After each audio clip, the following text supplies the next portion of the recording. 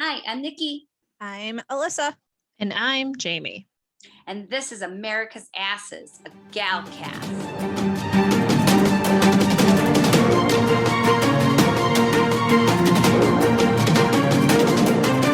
Hey, ladies, welcome back. Welcome to America's Asses, galcast by women for everybody. Right, ladies? Absolutely. Absolutely. Woohoo!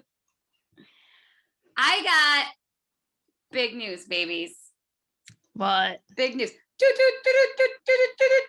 Marvel news. The Marvel exhibit at Museum of Science and Industry is now open. Yes. And I've heard. They extended it to October. When are we Really? going? Oh my God. We need to pick a date.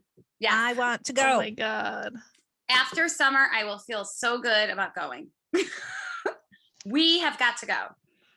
Yes. But they're completely booked until middle of summer already. And I believe it. Wait, here is the other great bit. For those of you who are listening who are not from Chicago, Museum of Science and Industry is a Chicago staple. It's a museum of science and industry. And they have a theme of a special exhibit. Yeah. So one year they had Harry Potter. They had Harry Potter one year. I did that twice. I went to They that. did Legos one year. Yeah. They did the Muppets one year. They did Disney for 2 years, 3 years. That Disney exhibit was there for like 3 years because my kids, we went when it they was were so popular. It was so popular. We went when they were 3 weeks old for the first time. Then we went when they were 1 for the second time, and then we went when they were 2 for the third time. It was there for a couple years. Yeah, I love it. Fun fact. Yes. Fun fact. Dad worked on the reconstruction of the Science and Industry Museum. So Really? Yeah, he worked there quite a while. Did he see any ghosts while he was there? No, but he did see them. He did see them put the airplane up. That's awesome. Mm-hmm. Get out. Yeah. I got chills. That's let me tell you. Ask him about it. He loves talking about. He's gonna be I'm surprised I never heard that. Yeah. He loved that. That's awesome. He still has his wings from when they first handed them out. Oh, they're on the fridge. I love it. That's awesome. I'm trying to think. I went with the little kiddos during Christmas season, not last Christmas, obviously the Christmas before. I don't think we got wings. I don't think they do that anymore. No, they don't. They just have it open now, and you just walk in freely. You don't buy tickets or anything. It's just open freely. Because I know I had gotten wings when I went for the Harry Potter exhibit. Oh, did you? Not that, yeah. Oh. So, but when I went 2 years ago, I don't think, but it's just so fun because it's so interactive. Each place you go, the kids can do stuff. That's what I think is fun. So they're just walking around and looking at stuff okay, that's cool. But actually being able to play with things and experiment and watch different things. Marvel news. I got some more. Oh. So actually, it's not really Marvel news. I went down a rabbit hole. Sebastian Stan. I looked him up. I just have to say, holy crap. This guy has an extensive theater training background. Really? Wait for it. He's a graduate of Rutgers University. You go to Rutgers and you get a theater degree from Rutgers? I don't understand that. Why he isn't a scientist, I don't understand. But he went to freaking Rutgers. And he's obviously, we know he's fluent in Romanian because he's from Romania initially. Moved here when he was 12. And I find out that good old Sebi and Tony are actual best friends. That's why those scenes together are so hilarious. That's awesome. Real chemistry. So then I love it. I'm like, holy shit, I love this man. he's my new boyfriend. Sorry, Tony, but Sebi is my new boyfriend because he's got extensive theater. I don't have an extensive theater background like Sebastian Stan, but I've been in theater my entire life. Sure, it's been, dinner theater and Still, nonetheless. But then, so I go down, so then I find out that Sebastian and Anthony are besties. So I want to go further into Anthony. Oh, he is a graduate from Juilliard. I always looked at him. I'm like, I know him from somewhere because he was in Hurt Locker. He's been in all these different, like, very serious army military movies, right? And I find out he's single. And so is Sebastian Stan, so they could both be my boyfriends.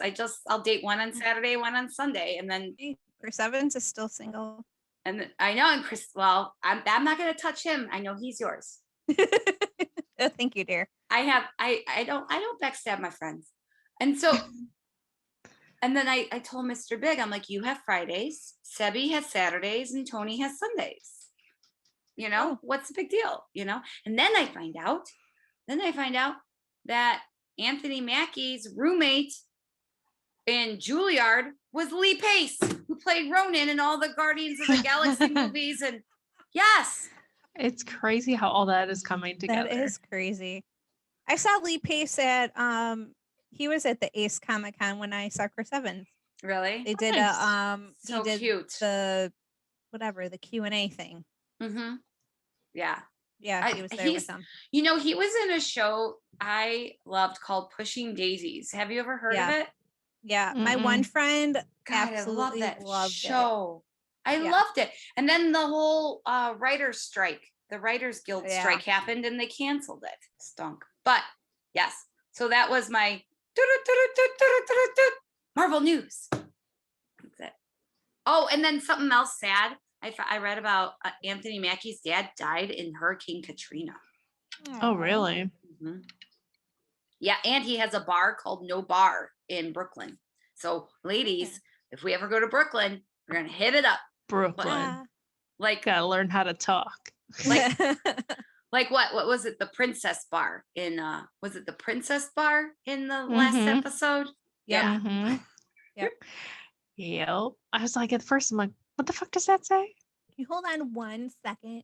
Yeah.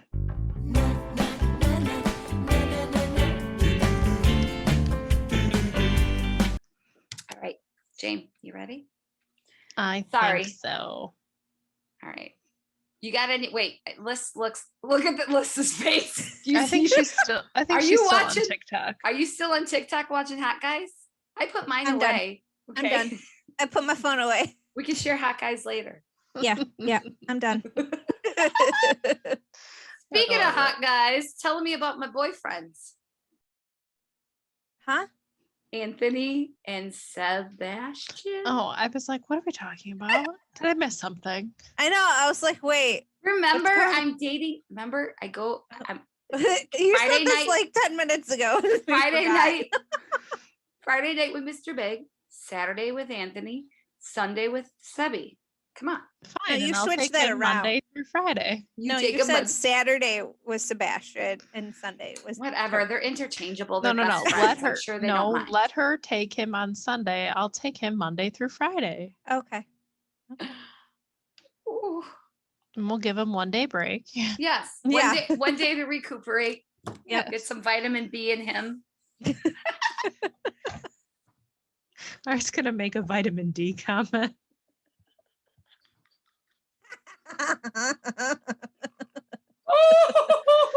This is why I have it marked not appropriate for children. 100%.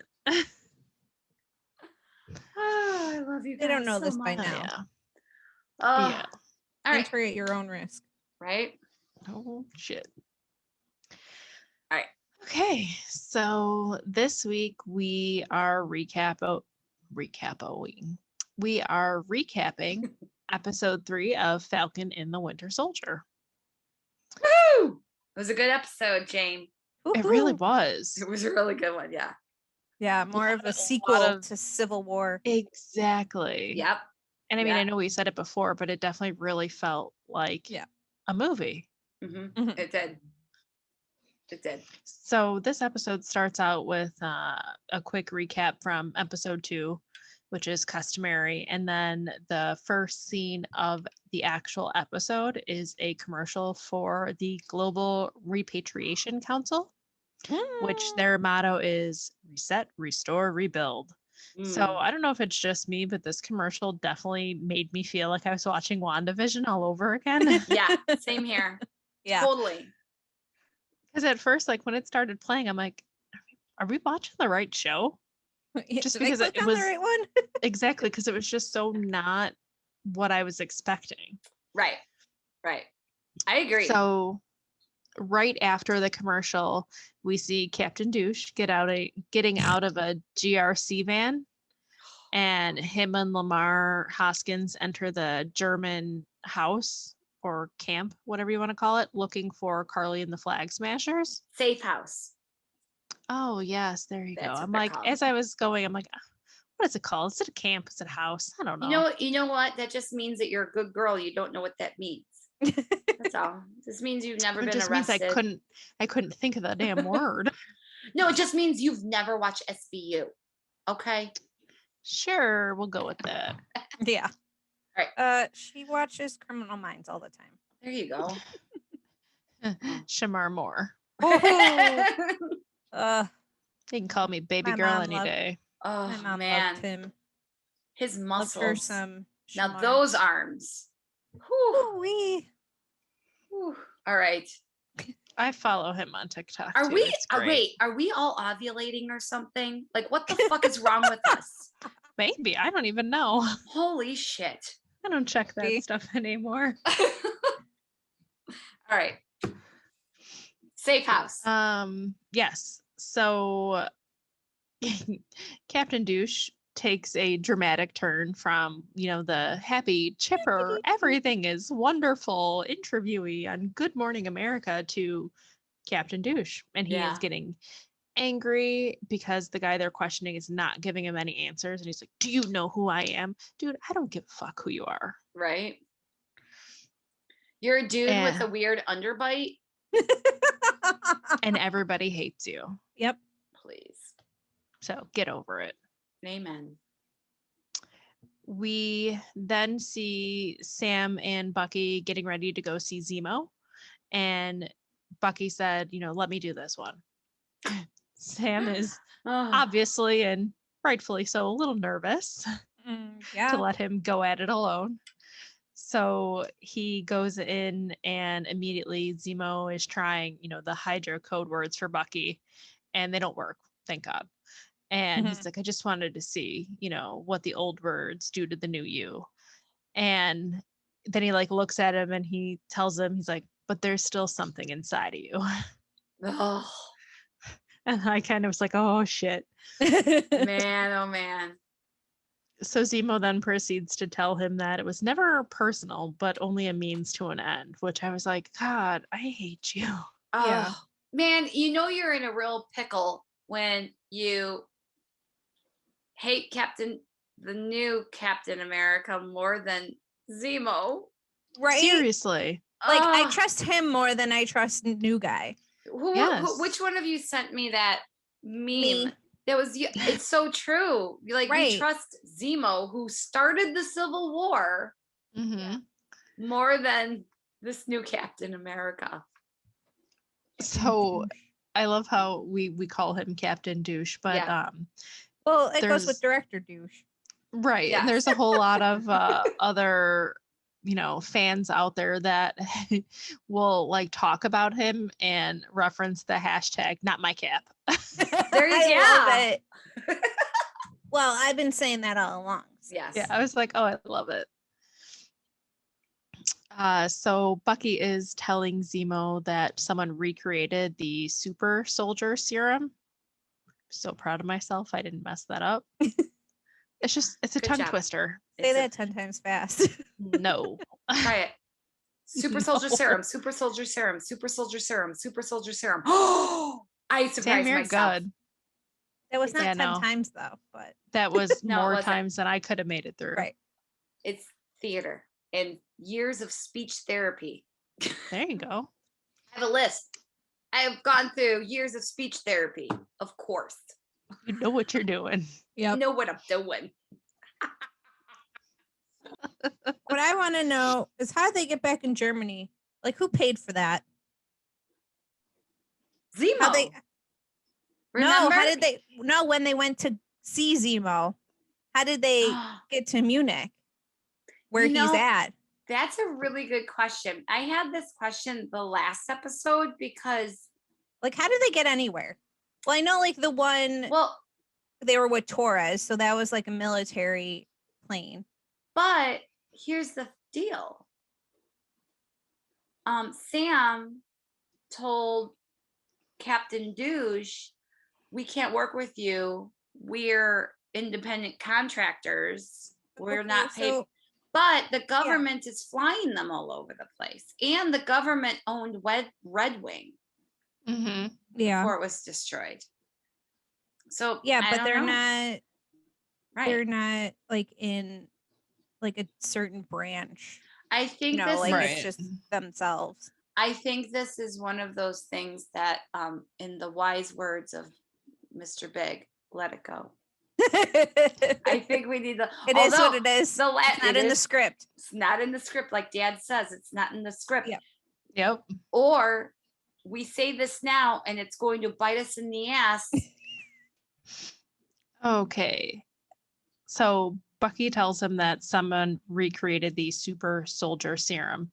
And Zemo said, geez, if you're coming to me, that must mean you're desperate, which well, no shit. They are. Yeah. So, Bucky makes a comment about a book that Zemo's reading. And he's like, oh, what are you reading there? And it's a Machiavellian book. So the next thing we see is Sam and Bucky in a dark garage. And Sam says that it's crazy to want to break Zemo out of jail. And Bucky goes, well, just let me give you a hypothetical. And as Bucky's explaining this hypothetical situation about, well, if this was great, the mathematics of everything, if two people get into a fight, then X amount of guards need to respond. But if the fight turns larger, when I tell you that Sam looks so confused. He even makes a comment about how it's unnatural how calm Bucky is. And then he realizes something isn't right. Because as they're saying this, we see Bucky come out of Zemo's cell, walk down, toss a piece of paper onto the playing table of two inmates. Then it says, he's going to kill you tonight if you don't kill him. As he's explaining the theory of if it just happens that two people start fighting, two people start fighting and guards get called in and building goes on lockdown and Zemo slips into a guard uniform and then if the fire if the fire alarm handle gets pulled, well, it happens. So as this is all unfolding, Sam goes, this is just not natural. And then Zemo walks in. Oh, boy. The garage that they're in when they're talking kind of reminds me of where they were staying in the hangar when from Civil War after Cap and Sam got away with Bucky. That just kind of absolutely. There's so many parallels. Yeah, there's so many parallels. They're setting up Sam to be Captain America. Definitely. Damn straight. Yeah. Not my Cap. Exactly. So Sam is like, what the hell is going on? And Bucky says, Cap asked you to break the Sokovian Accords and you trusted him. So, give me the same chance. And Sam agrees, kind of reluctantly, but nonetheless, he agrees. But it still seems too easy how he got out, though. It's not. It doesn't. It doesn't. It doesn't matter. True. It really. True. He's out. I want to know if he goes back to jail. How long it's going to take for them to realize that he's out of jail? Right. Like, how is there not, a nationwide alert already? Yeah. Like there was for, when they thought Bucky set off the bomb at the UN. Right. Yeah. Money. So we've well, that leads me to the next point, money. Yeah. So we learned that Zemo is rich enough to have a giant garage full of classic cars, and he goes into one of the cars and grabs his things and his mask. So they are getting ready to board a private plane that they can take to Madripoor to quote unquote scale a ladder of lowlifes. And they're going to be starting with a mid-level fence named Selby. Mm-hmm. And Sam makes the comment. He's like, well, I didn't know that you were rich. And he's like, I am a baron. Like, yep. Yes. Oh, good. In his first MCU appearance, Zemo was referred to only as Helmut Zemo. And he was just like treated as like a terrorist that wants to destroy superheroes, blah blah blah. He's different in the comics than in the movie, and this series is trying to correct that. So even with his title of Baron, because in the comic books he went by Baron Zemo, and when he grabs his purple mask, that's the big thing. He didn't have that in the past. So no. And I have a tidbit on the mask, but we'll get there. Yes. Okay, I'll get there. Oh, when he puts it, we'll get there. Yeah. Yeah. Later on. As I had said, they were getting ready to board the private plane to Madripoor. Mm-hmm. And Madripoor is a location that has actually been in the Marvel universe for years. And it first appeared in the New Mutants back in 1985. Mm-hmm. But it was also more closely associated with the X universe than the Avengers. And I know we were talking about it in our group chat, and Nikki was like, oh my God, guys, there's so many. Oh, no, it wasn't group chat. It was when you dropped off cake. Mm-hmm. You were like, there are so many references to this man. And you were like, Jazz. And I was like, I didn't watch it yet. Give me a chance. Yeah. We were busy on Friday.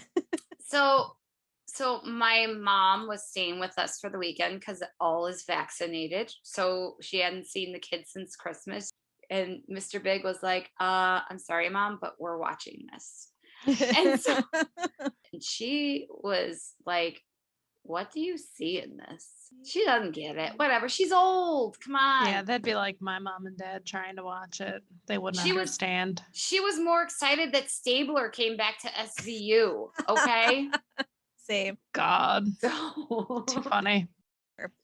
So whatever. I do have a little interesting piece of trivia, I guess we can call it. Captain America once teamed up with Wolverine in Madripoor in World War II, marking the first time chronologically that they've ever met. What? Oh, yeah, because they're both, Wolverine's, he can't die. Is Captain America considered a mutant? No. Okay. No, he's a super soldier. Okay. All right. Just wondered.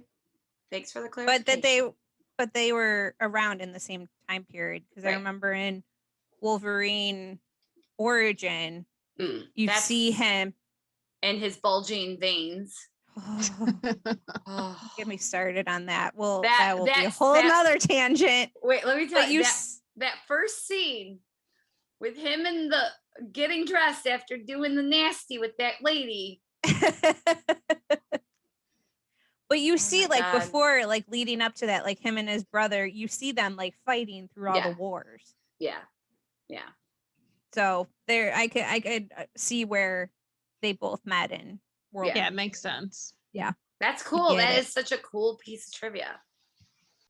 On the plane, Zemo tells his butler, if it doesn't pass the smell test, give it to them, which I just thought was hysterical. I read online that everybody wants the butler to come back. They hope he's evil or something. they want to see him some more. Yeah, I just thought it was funny. I was like, oh, that's cool. The butler reminded me of like a happy grandpa who hasn't seen his kid in a long time, his grandkids in a long time. Yep. Like, he's cute. Okay. Yeah. Like, good to have you back. Yeah. Yeah. Yes. So the next scene, which I want to ask a question, we see Zemo reading Bucky's journal. How the fuck did he get that? God knows. I was thinking it wasn't same just thing. me. No, I don't. I watched it like and I watched it again, and I'm like, I don't get it. How did you get it? I watched it 3 times, and I did not. I don't know. Okay. Because I doubt Bucky would have let it fall out of his pocket. No. Well, right, and we know he didn't willingly give it to him. Right. Because, when Zemo mentions Nakajima, Bucky gets visibly upset, which we understand why. Yeah. That's why I was like, well, how the fuck did he get it? It's like his diary, dude. Right. Right. Can't read somebody else's diary. So Sam mentions that book was actually Steve's when he came out of the ice. Mm-hmm. Which tugged at my heartstrings. So did Steve give it to Bucky then? Like, I wonder, like, to give it him to like kind of catch up on everything. You know how Steve used it to catch up, and you know how he was like, "Oh, internet, so helpful." Been reading that a lot. Yeah, that's a good idea. But like all the different things to listen and watch, I wonder if see that give it to him to be like, "Hey, this helped me out. You should catch up on some of these things." Listen to Nirvana. Yeah. Or Marvin Gaye. Yes. Marvin Gaye. Let me tell you about that soundtrack he was talking about. He is indeed correct. It is a masterpiece. Just saying. And when the day this episode came out, was Marvin Gaye's birthday. Was it? I had no idea. Yeah, I read that. I was like, oh my God, that's so cool. That's so ironic. I love that. Yeah. Oh man. So yes, Zemo is talking about Marvin Gaye's 1972 album titled Trouble Man. And when Sam mentions it, he goes, "It is a masterpiece, James. It complete, comprehensive. It captures the African American experience." And when he says it, Sam is impressed and like upset at the same time. Because then what does Bucky say? I like 40s music. That's it. That was it. I like 40s music. Yeah. He's like, well, it is good. I like Marvin Gaye too. Yeah, but more so the 40s. Yeah. 40s are good too, though. I mean, big fan. I like it all, personally. Mm-hmm.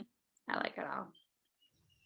But yes, that album is by far one of my top 10 favorite. It's a soundtrack to a blaxploitation film, is what it is, and it's perfect. It's chef's kiss. It's a perfect that and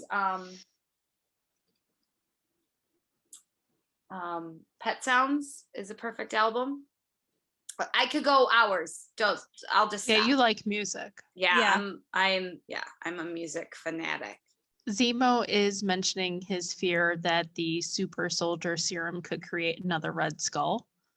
Yeah. And it is worth that again. Exactly. Yeah. It's worth remembering that although the world remembers the super soldier serum as a source of enhanced strength and ability, it actually just amplifies the person's character. So like good becomes great, bad becomes evil. So I mean, Zemo actually has a legitimate fear that, it could create more Red Skulls in a sense. Yeah. Which I feel like for me, this was kind of a turning point where I'm like, all right, maybe he's not such an ass. Like maybe he's not such a bad guy. Like it's a legitimate fear and I get it. Mm-hmm. Yep. I think everything that Zemo is doing is for his own benefit.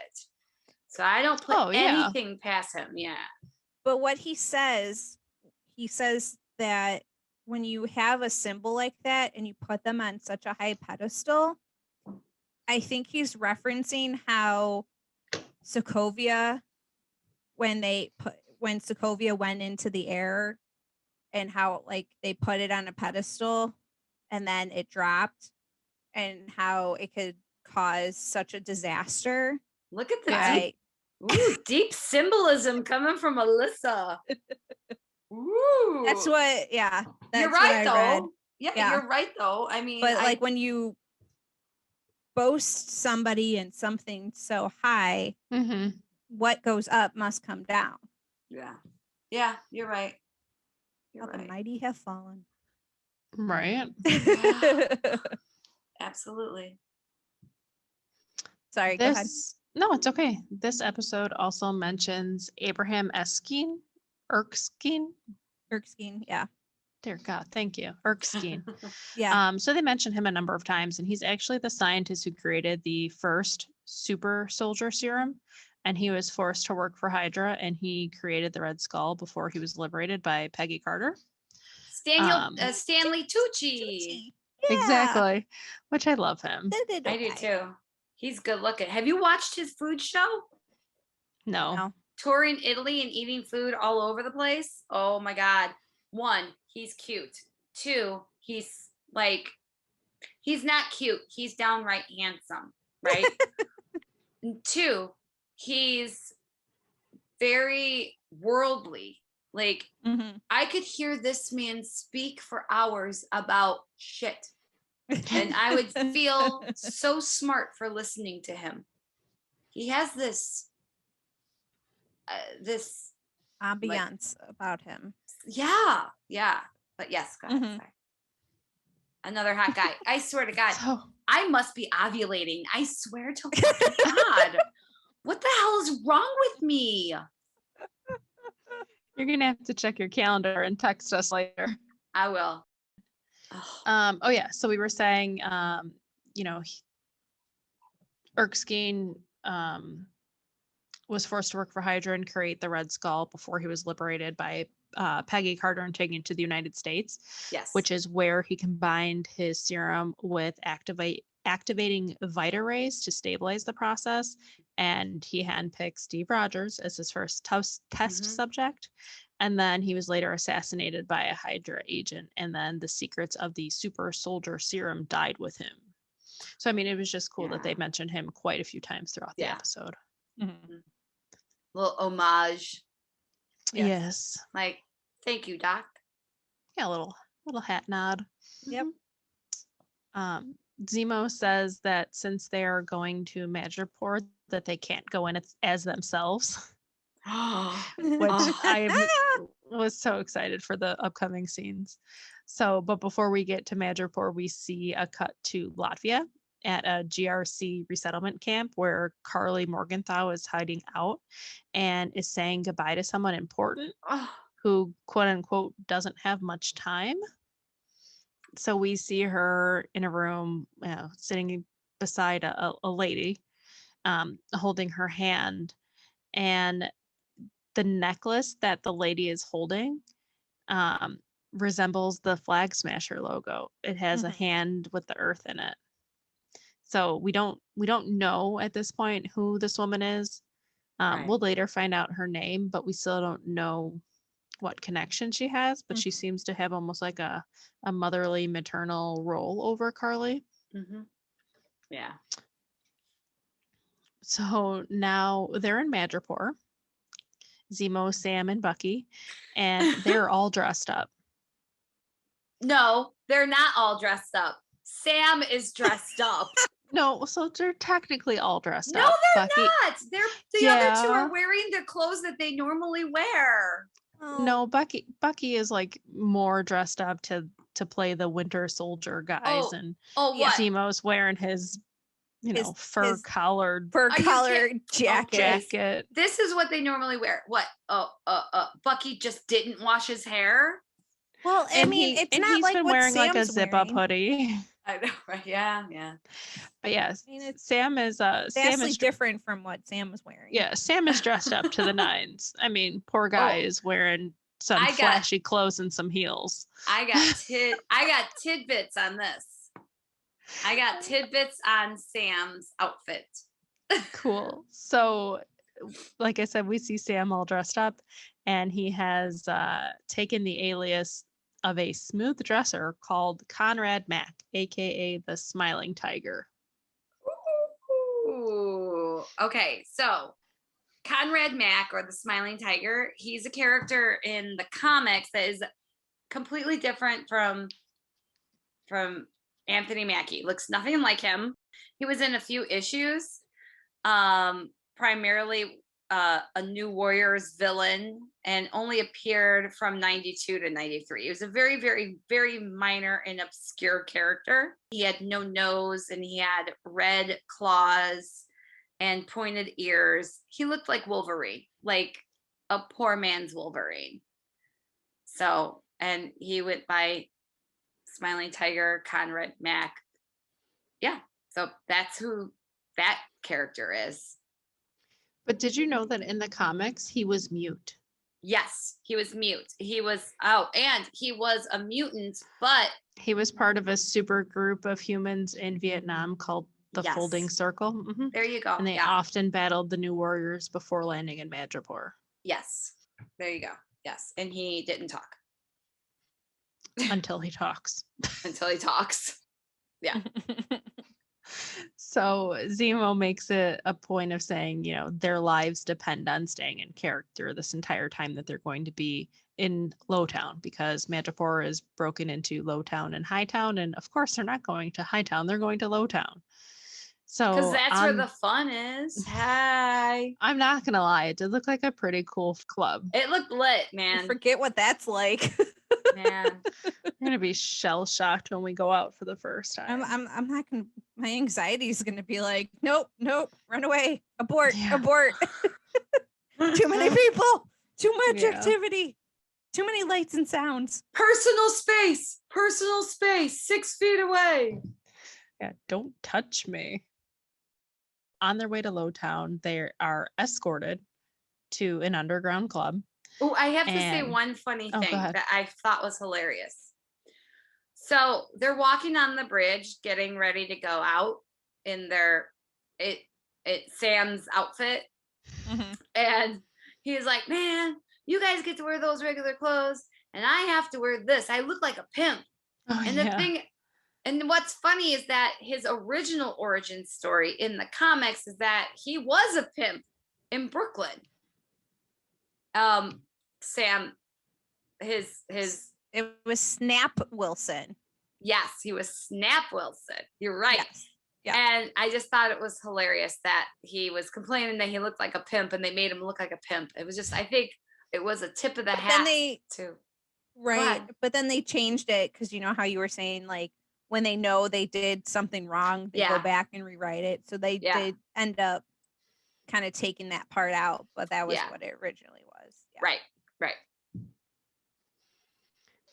On their way to the underground club, they pass a place called Princess Bar, which is also featured in the comics. And Princess Bar is located in Madripoor, and it is known for being frequented by Patch, which AKA is Wolverine. Yeah. Yep. I had that too. Yeah, me too.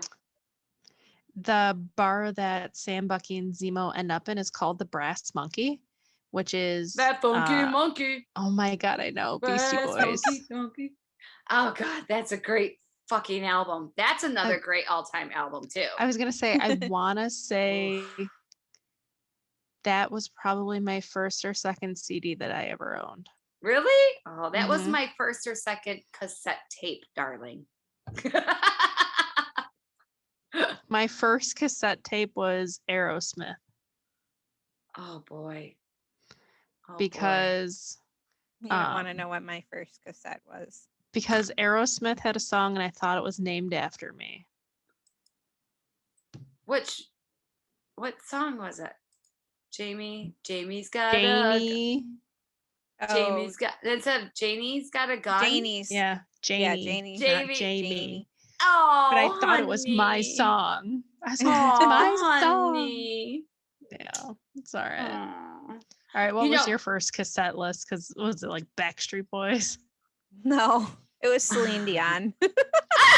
No shame in that, girl. No shame in the little Celine Dion. While we were at Best Buy, when brother number 2 got his first PC when he graduated high school, he got his own personal computer, Windows 98. Woo! Mom and I and him were at Best Buy like forever. So I'm just browsing the cassettes because I was like, well, I was a little kid. What the hell am I going to do? Right. So I was like, Mom, can I get this? And that's what I got because I had to suffer and be at the store. It could have been not that long, but to me, in kid time, it felt like forever. Right. Yeah. So, trying to walk around, find a computer. But that was my first cassette. I have an eclectic taste in music too. Like I said. Only because it had My Heart Will Go On. Oh, yeah. Oh, God. Yeah, that's a good song. I saw the movie when I was 7 when it came out. And I sat through that whole goddamn movie to listen to that freaking song. I love the drastic change between us. I mean, I'm a few years older than you, but yeah. She's like, Celine Dion. And I was like, oh, my first CD was Beastie Boys, Hello Nasty. I have a first record. I have a first cassette, first CD. I got it all. Okay, so my first record was Tony Basil's Hey Mick or Oh Mickey, You're So Fine. Because I thought, like you, Jamie, I thought she was singing Nikki. Yep. And that was in the summer of 83. God, I love that. It was in the summer of 83. My dad bought it for me at Zare. I don't know if you remember Zare at Zare in Crestwood. And it was $7.99. I still have it. I still have the price tag on it and everything. And then my dad bought me Pet Sounds for my communion. That was my second one. That was my second record album. My first cassette tape was Cyndi Lauper's She's So Unusual. It was my first cassette tape. My cool cousin, who's 10 years older than me, bought it for me for my birthday with a cool stationery set and a bottle of Love's Baby Soft. I was awesome. And then my first CD, which I am not ashamed because it is one of my all-time favorite CDs, is Eric Clapton Unplugged. That just shows you how cool I was as a 13-year-old. Love Eric Clapton. Yeah. Oh, love him. Saw him live 3 times. I'm so blessed. My first CDs, because my brother number 2 worked at Best Buy. Yeah. Got me a Celine Dion CD. Because it had to go along with my first cassette. And Britney Spears. Oh my God, I can't even. Never owned any of that. I never owned that either. I only owned it because I got it as a gift. Oh, I will tell you this. I still have the Celine CD. I don't know what the hell happened to the Britney CD. Dear God. Oh God. I love you so much. I think I love you more now knowing that fact about you than I did before. That's hysterical. I do not be ashamed of your Celine Dion love, because my first concert was Whitney Houston Be My Baby Tonight tour when I was 7 years old. I love this woman. I still do. Mm-hmm. Shame she had to die the way she did. We all have problems. Therapy people, go to therapy. And so get yourself in treatment. And so like I love Whitney Houston, not as much as Babs or Barbara. I don't have Whitney Houston tattooed on my body like Barbara, but I appreciate a strong female vocal. Okay. Mm-hmm. Yep. And let me tell you, there's something, I think there's a button on her chest, of Celine Dion's chest, that she has to beat it every time she sings, because let me tell you, every time she beats her chest, the notes just come right out. Yep. She's a fantastic singer. Yes. I just find it hilarious that an 8-year-old loves Celine Dion. Because it was on the radio, because My Heart Will Go On. That was my jam. Yeah, we were listening to some different radio stations. Well, I mean, come on. It was Mom. Like, I know, but my mom tried to get me like what I liked, because I remember one year for Easter, she wanted to get for my Easter basket one of the CDs that I wanted. Yeah. So picture my mom walking around probably a Best Buy, asking the people, no, it gets better. Asking the people at Best Buy. No, that would have been great. But she's asking the people at Best Buy, can you tell me where Blink 18.5 is?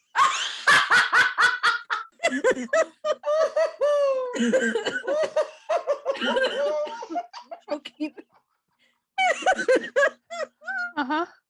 Needless to say, they either didn't know what she was talking about or felt absolutely horrible for her. I didn't get that CD. I got money instead, because she's like, they didn't have it. Oh my God. So yeah. Oh my gosh. 18.5. Blink 18.5. You know what, Mr. Big and I were laying in bed the other day and we're talking about like what would we make different mix on Spotify. We do different mixes, and so the latest one we're trying to create is the carnival mix. So like all the songs you hear when you're on like the hay baler or the tilt-a-whirl. Yes. So like Pour Some Sugar on Me. I Can't Drive 55. Any like Warrant and White Snake song, basically. Yes. Because nothing says carny like a good, nothing says carny like Pour Some Sugar on Me, I love All right, it. we're way off topic. Sorry. Oh my God, I know. Well, it all started because I fucking said that the bar that they walked into was Brass Monkey. The Funky Monkey. That's a great and song. That's how it started. I have to go get some water. I'll be right back.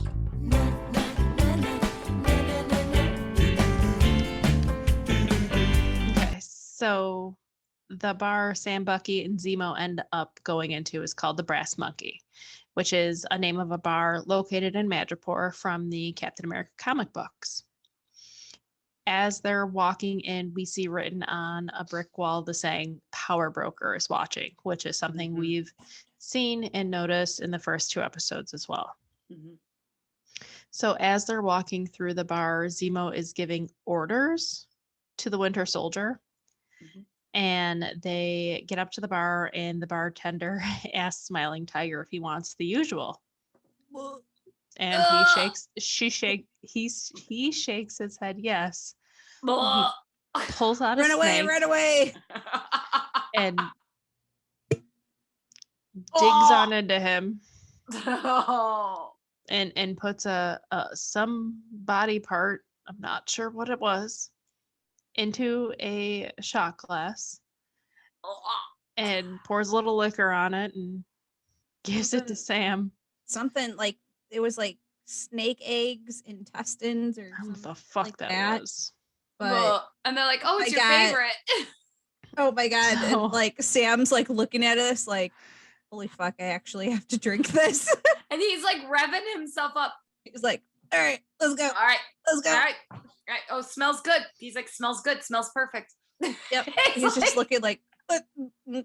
So I mean, he threw up in his mouth a little bit. Oh, for sure.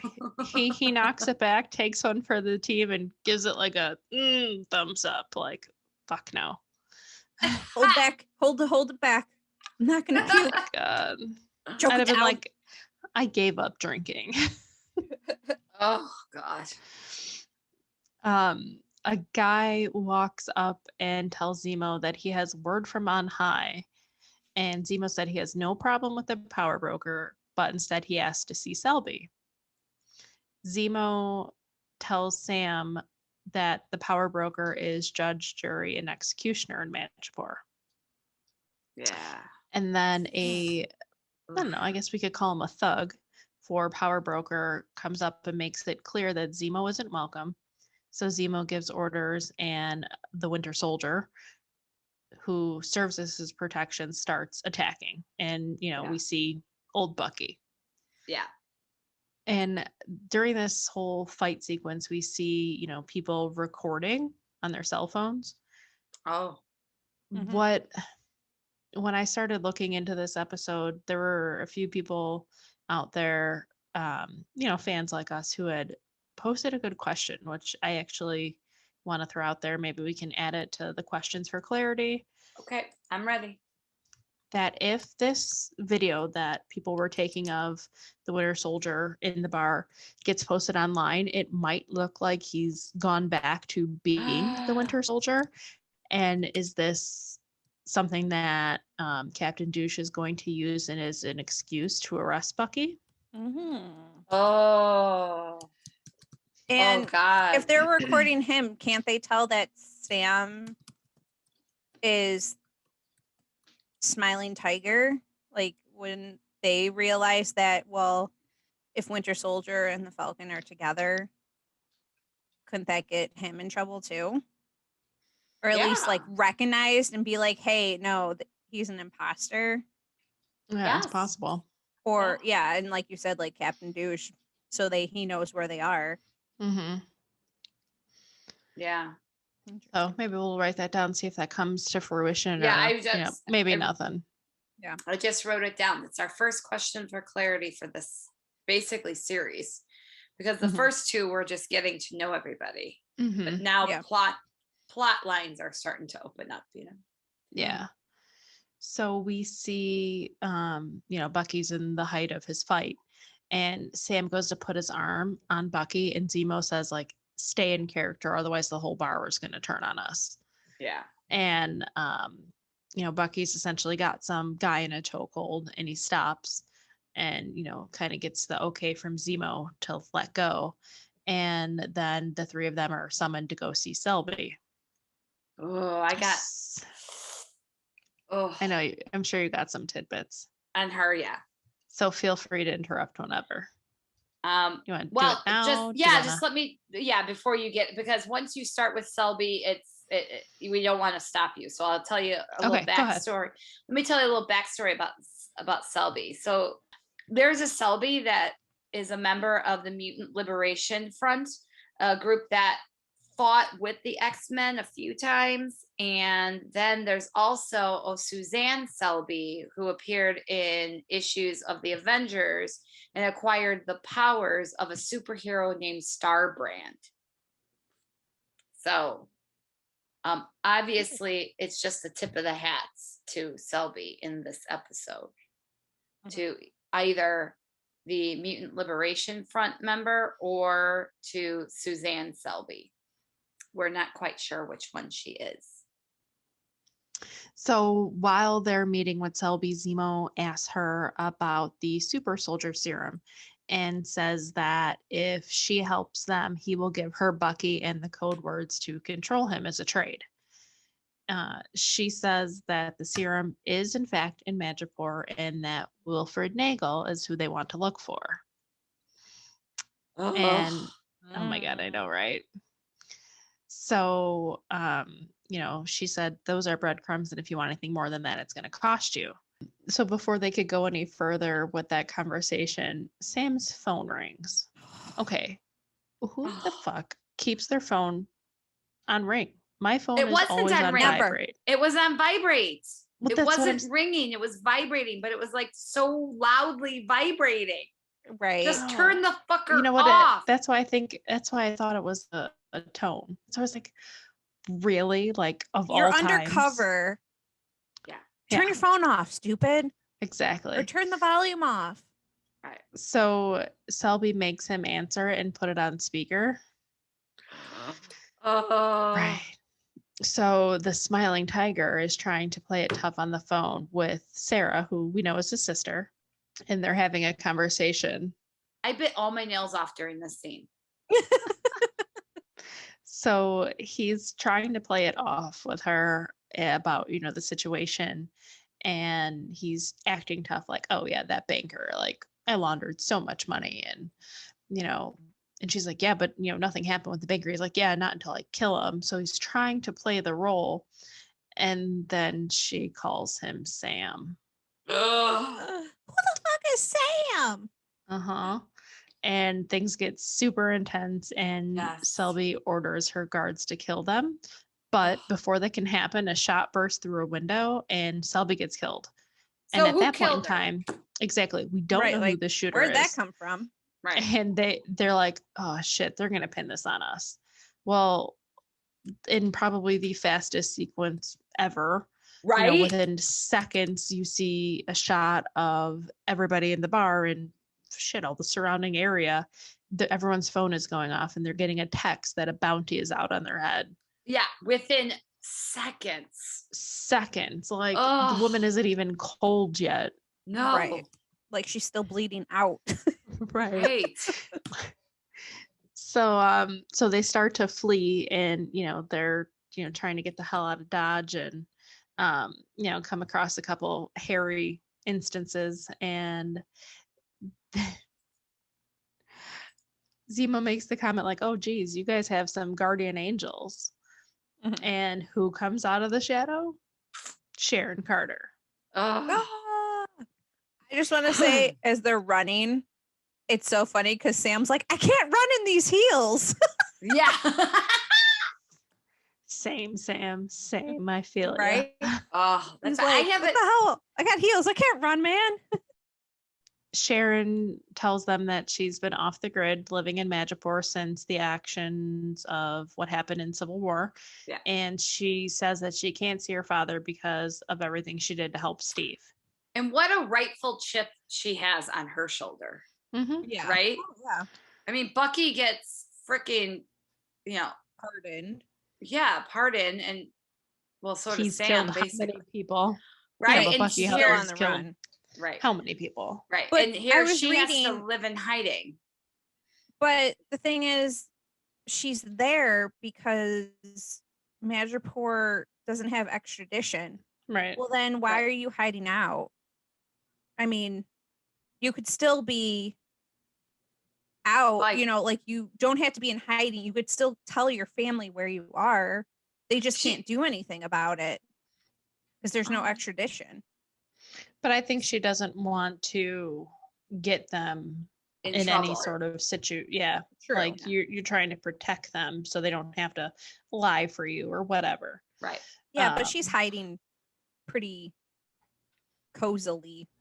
Yeah, for sure. Oh my God. For a convict, she's living large for a convict. Yeah, right. Well, she's just kind of feeding into it. She's like, well, might as well at this point. Right. But my question is, how did she know that they were in town? Because they said because she got the bounty notification. Oh. Yeah, but the bounty she was the one who shot her. Oh. She was the one who shot Selby. So how did she know they were there? And then we see unless later, it was from the videos, Okay, but what seemed like what transpired in minutes from the time that they get into the bar to the time the fight happens to the time they see Selby, we find out that Sharon's living in Hightown. They're in Lowtown. You're right. You're right. Yeah.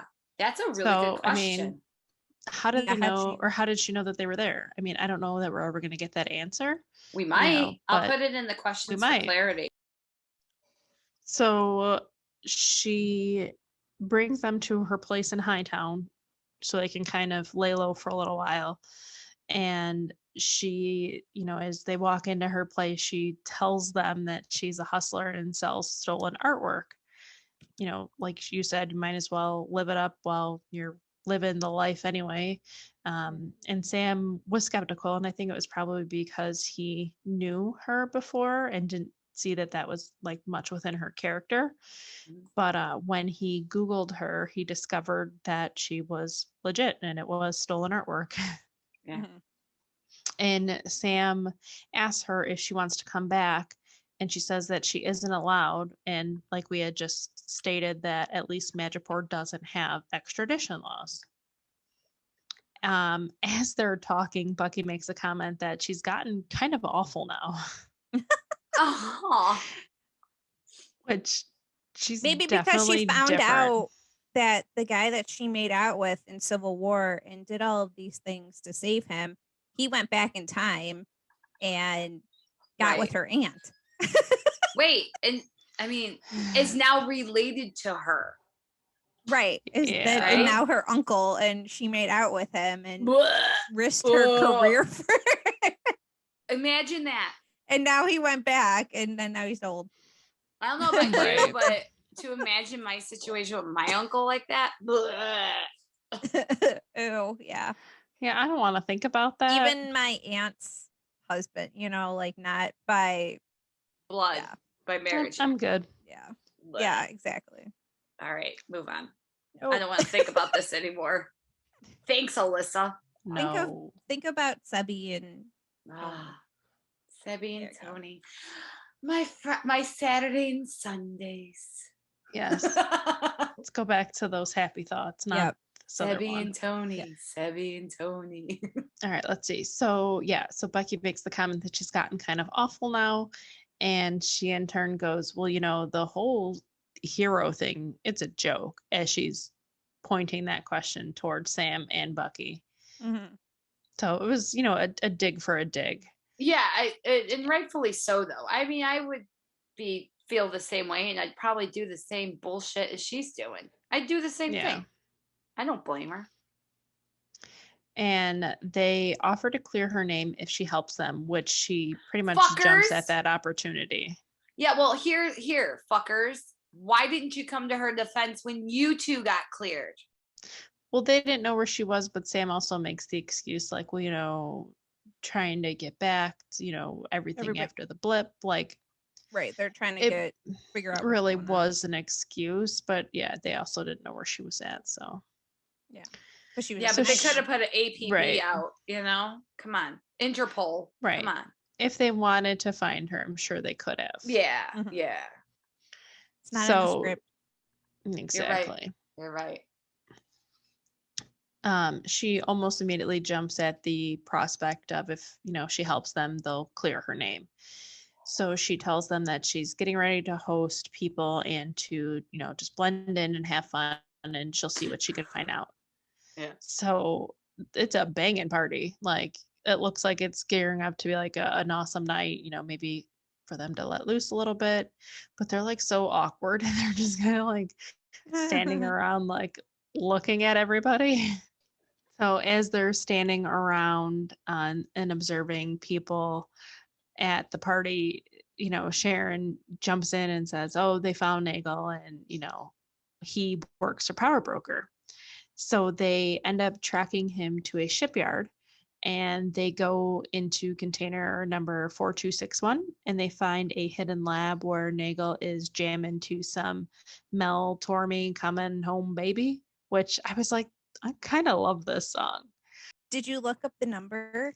Of course. Okay. I was gonna say, I didn't look up a whole. I didn't look up a whole lot of tidbits, but you know me and how I love my numbers. Yes. Mm-hmm.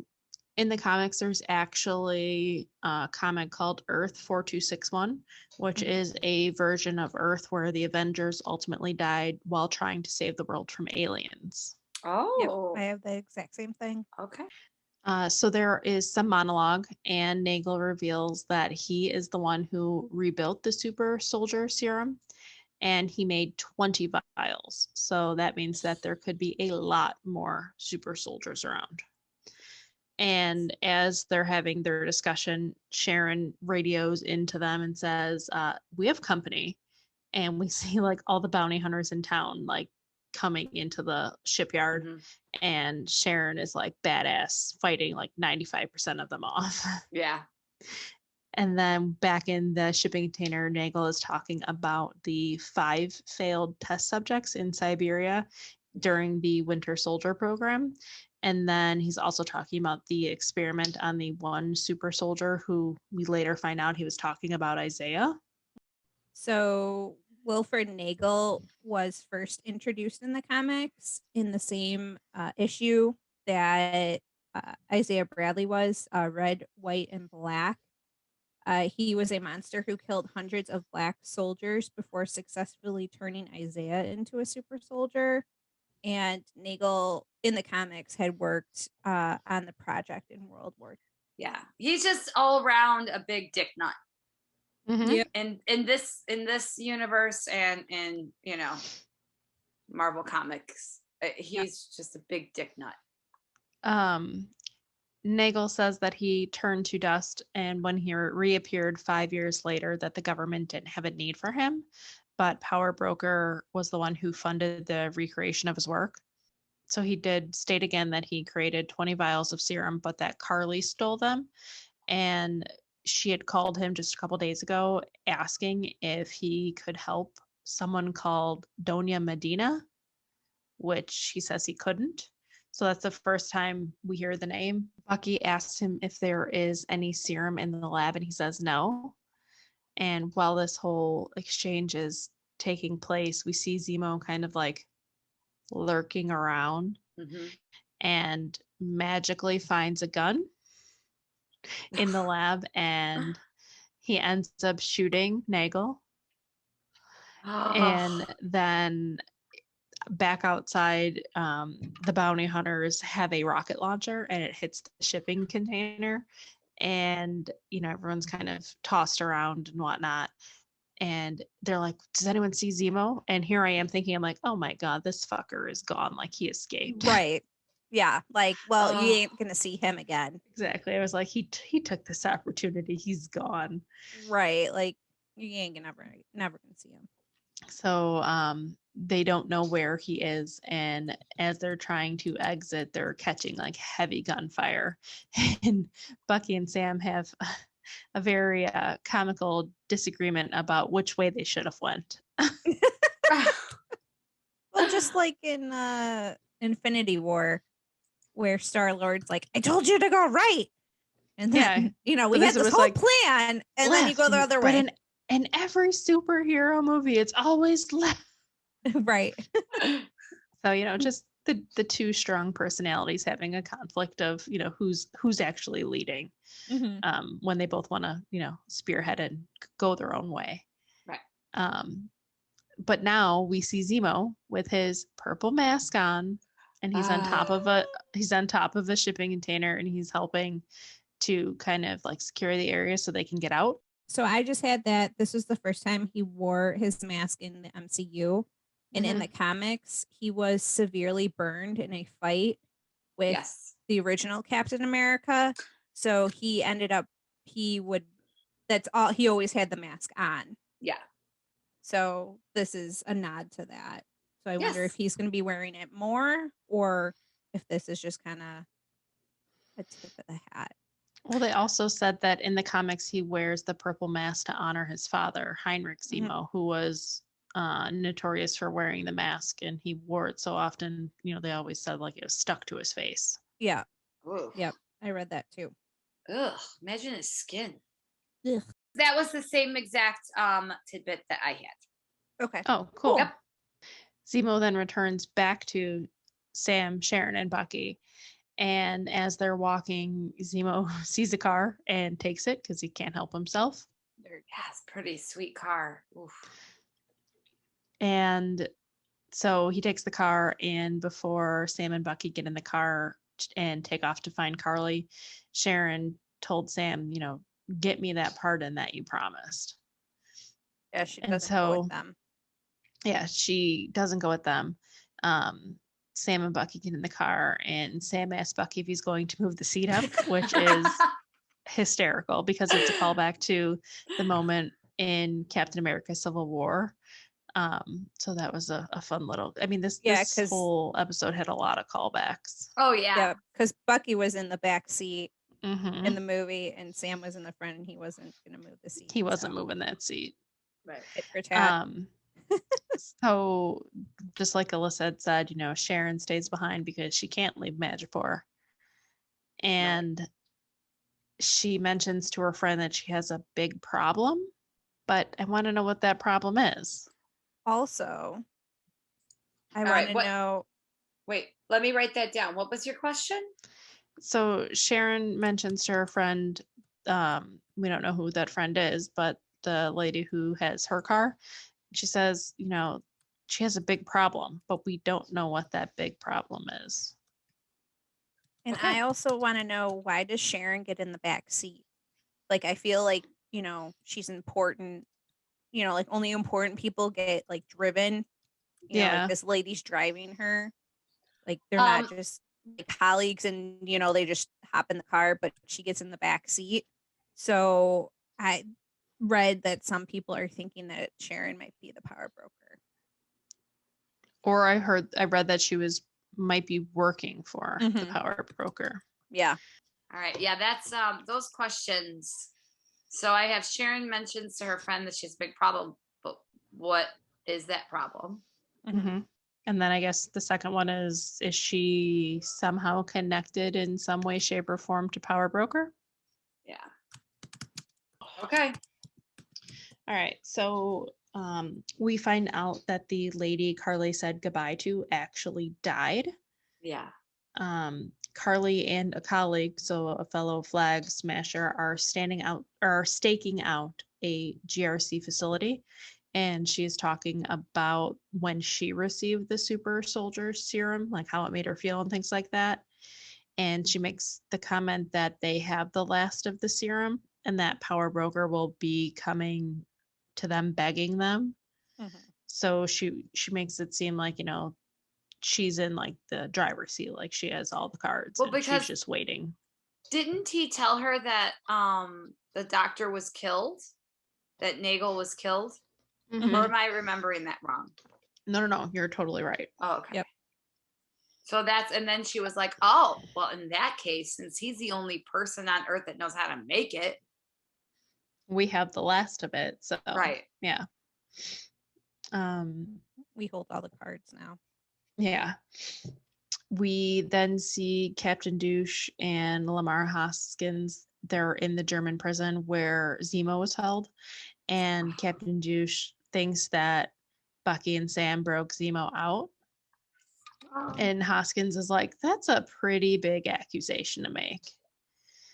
And Captain Douche, makes the remark like, well, if we get the job done, do you think that they're going to sweat how we got the info? Douche. Asshole. What is he, part of the Chicago PD?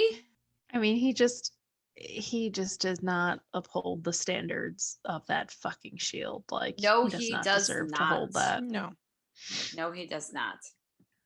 I'm sorry, but when your Cap and your sidekick has more morals than you do, it's terrible.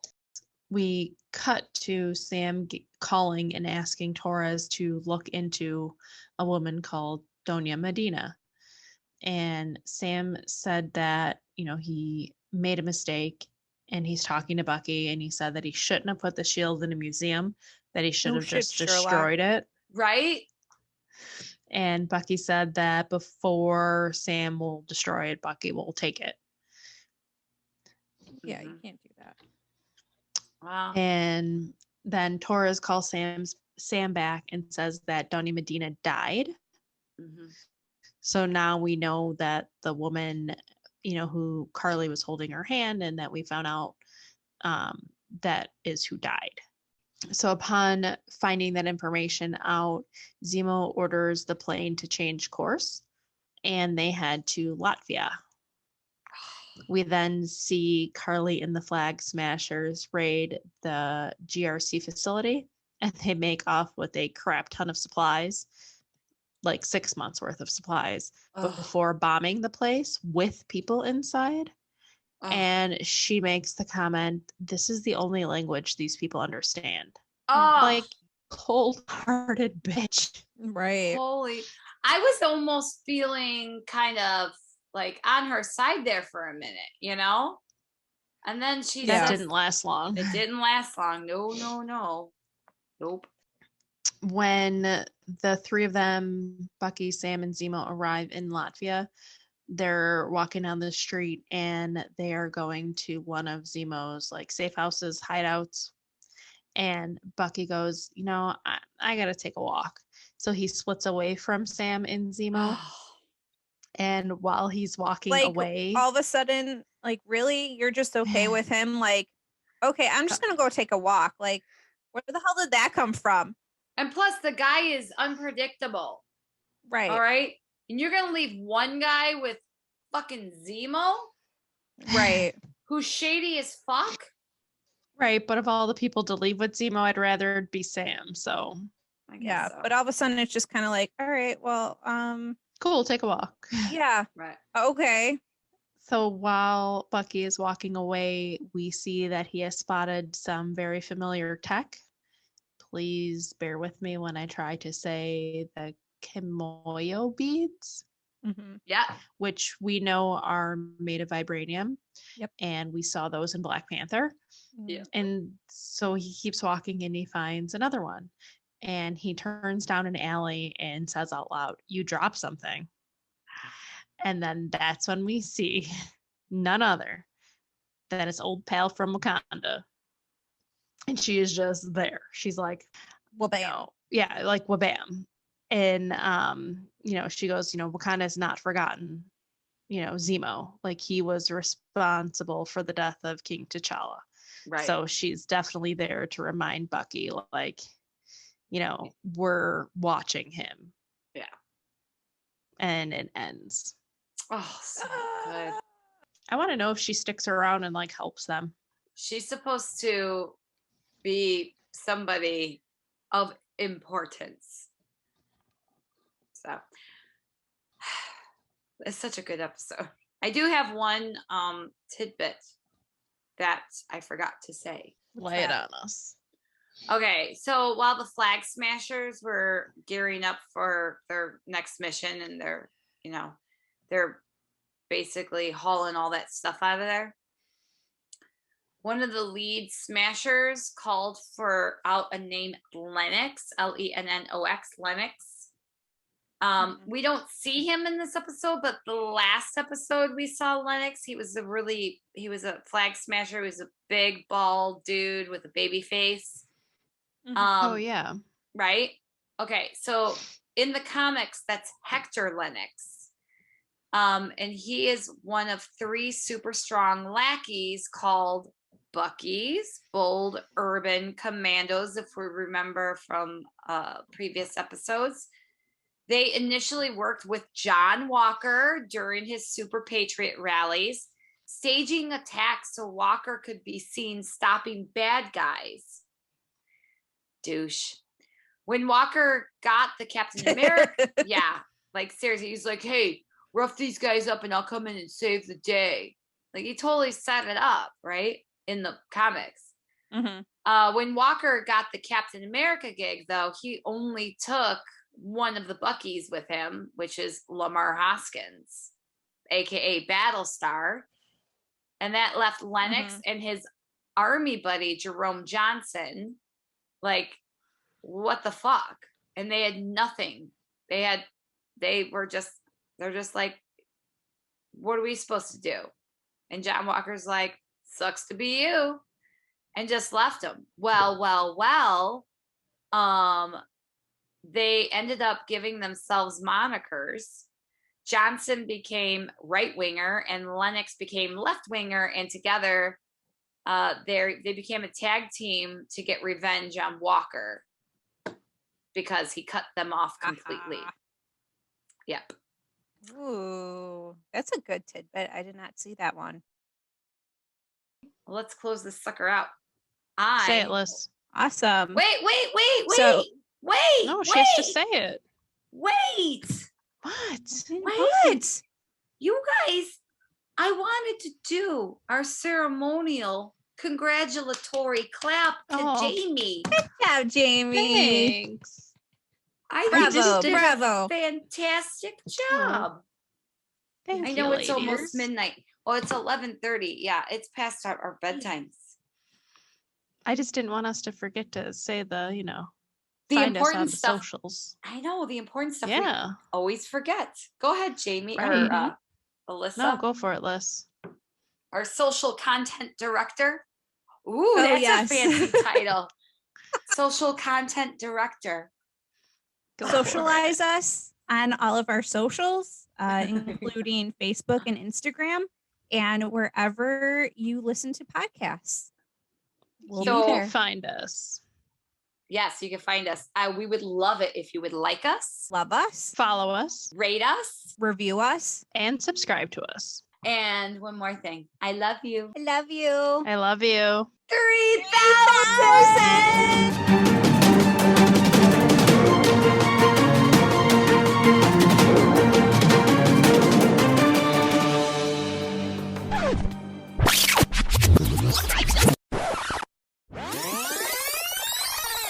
Oh, you're watching it again?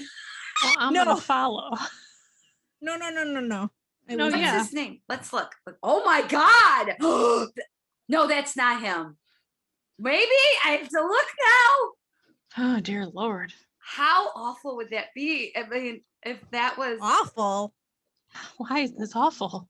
Well, I mean, like, how awkward would that be? Let me see. It'd be fantastic. Why can't I find it?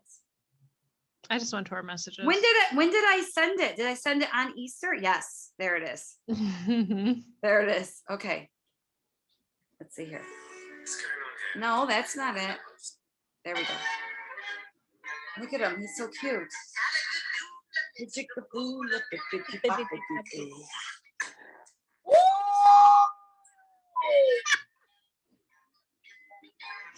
Yeah, that was about my response. We are just a bunch of horny old broads, man. Right? Oh, I'm here for it. I am here for it. I've always been a horny toad. Seriously. Okay. You gotta send me that link. Okay, hold on. No. Go into our text thread. And then click on that one, and then it's No, I will tell you now. I'm now in his profile. This is not him. There's one of him doing dishes, ladies. Even better. Right? Well, I'm just saying, I will send this to you right now. I'm just saying, I'll still be room mom. And sent. Wait till you see him doing dishes. Oh, he winks and walks away. Oh my God.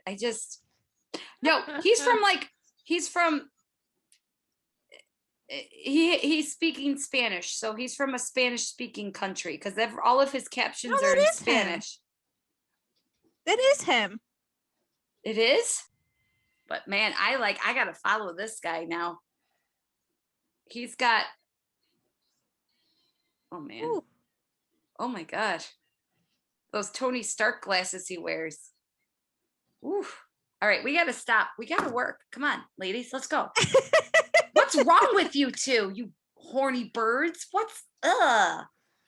Gross. No. I tell Mr. Big. Distracted easily. I swear to God. By food and hot guys. Yup. By food and abs. eye candy. Yep.